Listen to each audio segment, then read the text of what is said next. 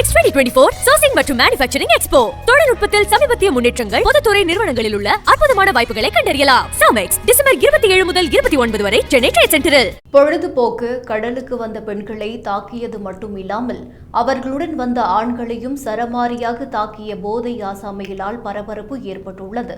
கடலூர் மாவட்டம் மீனாட்சிப்பேட்டை பகுதியைச் சார்ந்த பெண்கள் புதுசத்திரம் அருகே உள்ள பெரியகுப்பம் கடற்கரை பகுதிக்கு பொழுதுபோக்கிற்கு வந்தனர்.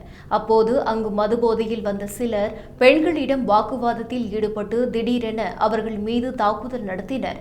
அந்த பெண்களோடு இருந்த ஆண்களையும் போதை ஆசாமிகள் கடுமையாக தாக்கிய நிலையில் இரு தரப்பிற்கும் மோதல் ஏற்பட்டது. இது அப்பகுதியில் பரபரப்பை ஏற்படுத்தியது. சம்பவம் குறித்த வீடியோ காட்சிகள் வெளியான நிலையில் தாக்குதல் குறித்து புதுசத்திரம் காவல் நிலையத்தில் எஃப்ஐஆர் பதிவு செய்து 5 பேரை காவல்துறை விசாரித்து வந்தது. தாக்குதல் நடத்தியது தியாகவள்ளியைச் சேர்ந்த தினேஷ், மாணிக்கவேல், சரவணன் மற்றும் பிரவீன் என்பது தெரியவந்தது.